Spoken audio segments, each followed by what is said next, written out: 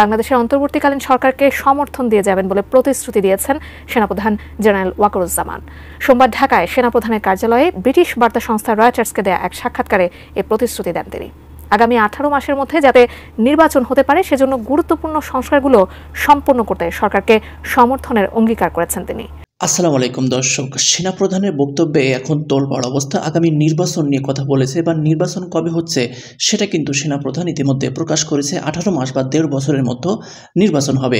এমনকি অন্তর্বর্তীকালীন সরকার ডক্টর মোহাম্মদ ইউনূসকে সমর্থন করবে। তিনি দুইটি বিষয় এখানে উল্লেখ করছি।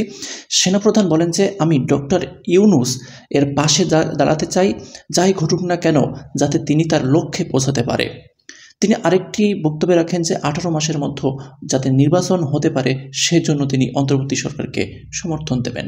শুধু তাই না, সেনাপ্রধান দীর্ঘ এই বক্তব্যের মধ্যে কিন্তু সেনাবাহিনী যেহেতু এই যে সর্বশেষ শেখ হাসিনা বড় একটি আন্দোলনের মধ্যে দেশ থেকে পালিয়ে গেছে, সেখানে কিন্তু বড় একটি ভূমিকা পালন করেছিল সেনাপ্রধান বা সেনাবাহিনী। এটা কোনো রাজনীতিকের কথা বা পক্ষে কিন্তু কাজ করেনি, যে কারণেই আন্দোলন সফলভাবে হয়েছে, শেখ হাসিনাও পালিয়ে গেছে।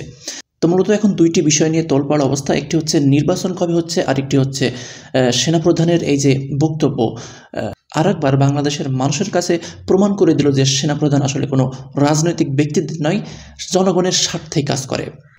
বাংলাদেশের সেনা প্রধান ওয়াকারুজ্জামান গতকাল আন্তর্জাতিক গণমাধ্যম রয়টার্সকে দেওয়া একটি সাক্ষাৎকারে তিনি স্পষ্ট করে বলেছেন এবং এটি ব্যক্ত করেছেন যে বাংলাদেশের অন্তর্বর্তীকালীন সরকার ডক্টর মোহাম্মদ ইউনূসের নেতৃত্বাধীন যে সরকার, এই সরকারকে যে কোনো মূল্যে যে কোনো পরিস্থিতিতে বাংলাদেশ সেনাবাহিনী সমর্থন দেবে এবং পাশে থাকবে।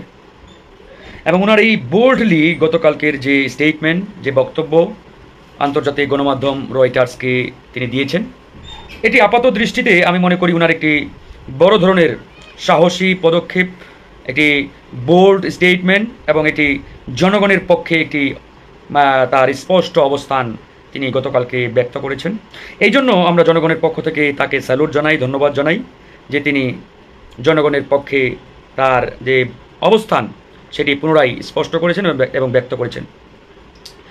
যদিও এটি নিয়ে অনেক আলোচনা, অনেক কথা, অনেক প্রশ্ন রয়েছে আমাদের, যাই হোক সে বিষয়গুলো হয়তো সামনে বা আগামীতে পরিষ্কার হবে, আগামীতে আমরা জানতে পারবো। তো আপাত দৃষ্টিতে আমরা সেদিকে যদি নাও তাকাই, অন্তত আমরা এটি স্পষ্ট করে বলতে পারি বর্তমান সেনা প্রধান ওয়াকারুজ্জামান, জেনারেল ওয়াকারুজ্জামান এবং সেনাবাহিনী এই সরকারের পক্ষে আছেন, সাথে আছেন, প্রকারান্তরে তারা জনগণের পক্ষে আছেন এবং যে কোনো পরিস্থিতিতে তারা জনগণের পক্ষে থাকবেন, এই সরকারকে সমর্থন দিয়ে যাবেন, এটি মূলত ব্যক্ত করেছেন।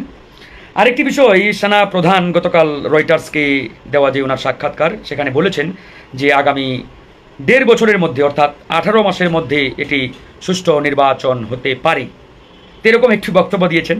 তো ওনার এই বক্তব্যে অনেকেই সমালোচনা করছেন, অনেকেই নানানভাবে এটাকে ব্যাখ্যা করার চেষ্টা করছেন যে সেনা প্রধান সময় বেঁধে দেওয়ার কে, বা তিনি কেন সময় চাচ্ছেন, বা 18 মাস হোয়াট এভার।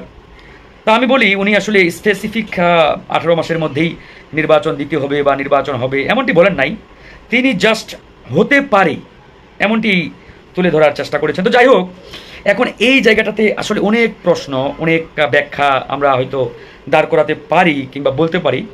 তবে আমার কাছে যেটি মনে হচ্ছে যে আমরা একটি যৌক্তিক সময় এই সরকারকে দিয়ে এবং সর্বাত্মকভাবে সহযোগিতা করি, আমরা যে কাঙ্ক্ষিত সংস্কারগুলো চাই, রিফর্মগুলো চাই, এগুলো এই সময়ের মধ্যে সমাধা করে বা পূর্ণভাবে শেষ করে আমরা একটি নির্বাচনের দিকে এগিয়ে যেতে পারি। মনে রাখবেন, রাজনৈতিক সরকার ছাড়া পলিটিক্যাল গভর্নমেন্ট ছাড়া কোনো দেশ স্থিতিশীলভাবে সামনে আগাতে পারে না এবং অনেক কঠিন, চ্যালেঞ্জিং। হ্যাঁ, আমি টাইম বেঁধে দেওয়ার পক্ষে না যে 6 মাস পরে নির্বাচন দিতে হবে বা 2 বছর পরে দিতে হবে। আমি জাস্ট এতটুকু বলতে চাই যে একটি যৌক্তিক সময় পর্যন্ত এই সরকারকে অবশ্যই সময় দিতে হবে এবং এই সময়ের মধ্যে পূর্ণ সহযোগিতা সরকারকে করতে হবে। আমাদের রাজনৈতিক দল বলেন, ছাত্র বলেন, জনগণ বলেন, আমরা এই সরকারকে পূর্ণ সহযোগিতা করে আমরা যে কাঙ্ক্ষিত রিফর্মগুলো চাই, সংস্কারগুলো চাই, সেগুলো করতে হবে। যেমন আমরা চাই না আগামীতে আর কেউ বা আর কোনো ফ্যাসিবাদ বাংলাদেশে কায়েম হোক। যাতে এই ফ্যাসিবাদ কায়েম না হতে পারে তার জন্য যে যে রিফর্ম দরকার, সংস্কার দরকার, এগুলো অবশ্যই করতে হবে এই সময়ের মধ্যে। আবার ধরেন আমরা চাই না বাংলাদেশে আর কোনো একদলীয় শাসন ব্যবস্থা কায়েমের রাস্তা তৈরি হোক, এটাও আমরা চাই না। আবার আমরা চাই না বাংলাদেশে জনগণের ভোট ছাড়াই নির্বাচনের আয়োজন কেউ করতে পারুক। তার মানে আমার নির্বাচন কমিশন সংস্কার করতে হবে, নির্বাচন কমিশন আইন আমাদের পূর্ণভাবে এটাকে গড়ে তুলতে হবে, সংস্কার করতে হবে। তো এইরকম প্রত্যেকটি জায়গায় আমাদের যে যে রিফর্মগুলো দরকার, সংস্কারগুলো দরকার, এগুলো আমাদের দ্রুত করতে হবে এবং একটি রাজনৈতিক সরকারের হাতে ক্ষমতা দেওয়ার জন্য আমাদের নির্বাচনের দিকে এগিয়ে যেতে হবে। রয়টার্সকে সেনাপ্রধান ওয়াকারুজ্জামান যে সাক্ষাৎকার দিয়েছেন তাতে তিনি খুবই জোর দিয়েছেন যে কোনোভাবেই রাজনৈতিক উদ্দেশ্যে যাতে সশস্ত্র বাহিনী বা সেনাবাহিনীকে ব্যবহার করা না হয়। তিনি বলছেন যে একজন সৈনিকের রাজনীতিতে যুক্ত হওয়া উচিত নয়। খুব গুরুত্বপূর্ণ বক্তব্য। কিন্তু দুর্ভাগ্য হচ্ছে শেখ হাসিনার সময় সশস্ত্র বাহিনী, সেনাবাহিনীকে সর্বোচ্চ ব্যবহার করার চেষ্টা হয়েছে।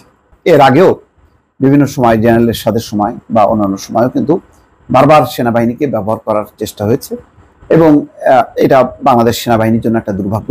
এর ফলাফল কখনোই ভালো হয়নি। যাক, সেই আলোচনায় না যাই। এখন নতুন অন্তর্বর্তী সরকারের কাছে সেনাপ্রধানও সেনাবাহিনী বা সশস্ত্র বাহিনীর সংস্কারের কথা বলেছে, যে এই প্রতিষ্ঠান কিভাবে রাজনীতির প্রভাব মুক্ত থাকতে পারে।